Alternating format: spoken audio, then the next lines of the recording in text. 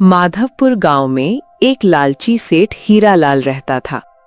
वो लोगों को ठगा करता, सामान के पैसे पूरे लेता पर सामान कम देता। गांव के लोग सीधे और भोले थे, वो हीरालाल को अच्छा समझते थे। उसी गांव में दयाल चाचा भी रहा करते थे। उनका बेटा रितेश बचपन से ही शहर में रहा और वही बड़ा हुआ। एक दिन रितेश गांव में आता है। आओ आओ बेटा, बहुत सालों बाद आए हो। आप ही मुझे गांव से दूर रखते हो, गांव आने ही नहीं देते। गांव में भला क्या रखा है, यहाँ जीवन बहुत कठिन है, साधनों की कमी है। शहर में हर तरह की सुविधा है, इसी कारण मैं तुम्हें गांव आने से रोकता हूँ। अब आ ही गए हो तो कहो, कैसे आना हुआ? शहर में रहते हुए बहुत समय हो गया है, तो गांव की याद आई, इसीलिए चला आया। और अब मुझे शहर में एक बड़ी कंपनी में अच्छी नौकरी भी मिल गई है। दोनों के बीच बातें होती हैं। अगले दिन दयाल रितेश से कहता है, बेटा घर में चावल नहीं है, तुम हरीलाल की दुकान से 5 किलो चावल तो ले आओ। 5 किलो क्यों, 10 किलो ला देता हूं। नहीं, अभी तुम 5 किलो ही लाओ। रितेश हीरालाल की दुकान जाता है। रितेश को गांव में नया देखकर हीरालाल सोचता है, ये गांव में नया दिखाई देता है, शायद दूसरे गांव से आया है। क्यों न इसे बेवकूफ बनाया जाए। ये कौन सा मेरे पास रोज रोज आने वाला है। ऐसा हीरालाल सोचता है और रितेश से कहता है, कौन हो भाई, गांव में नए दिखाई देते हो। अरे हीरालाल चाचा, आपने मुझे नहीं पहचाना। मैं दयाल जी का बेटा रितेश हूँ, कल ही शहर से आया हूँ। शहर में मुझे अच्छी नौकरी मिल गई है। गांव तो पिताजी आने ही नहीं देते, पर इस बार मैं बिना बताया गया। अरे रितेश बेटा, तुम हो, पहचान ही नहीं आ रहे हो। बहुत छोटे थे जब गांव से गए थे, अब तो नौकरी भी करने लगे हो। बहुत बढ़िया, कहो क्या दे दूं तुम्हें। चाचा 5 किलो चावल चाहिए थे। हीरालाल 5 किलो चावल तोल देता है। और कुछ बेटा, दाल वगैरह दे दूं। नहीं चाचा, बस 5 किलो चावल का ही कहा है पिताजी ने। रितेश चावल लेकर वहां से चला जाता है।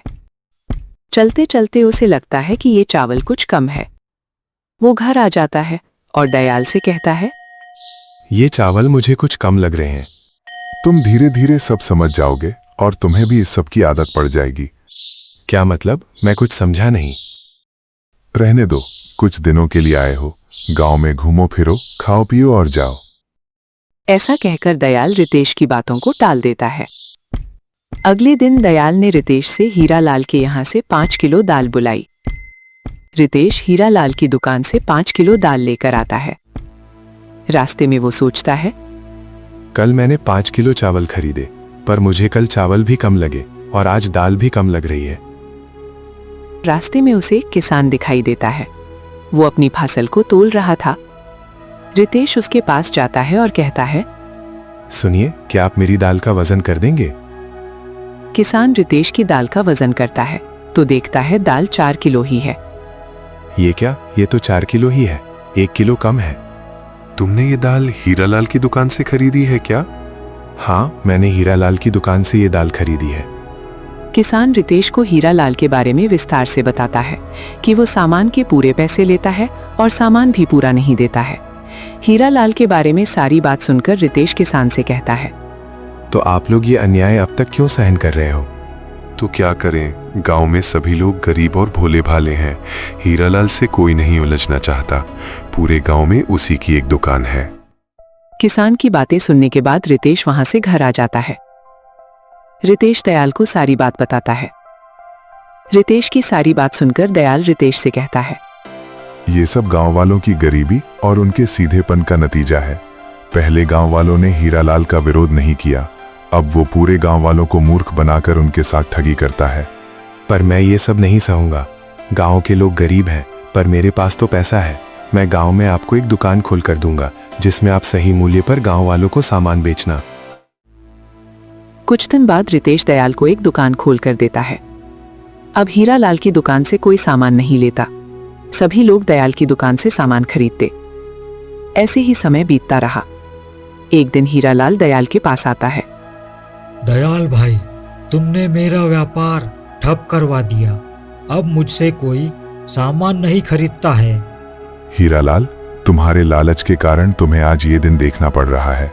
तुमने गांव के लोगों की मजबूरी का फायदा उठाया। ये बात उसी का परिणाम है।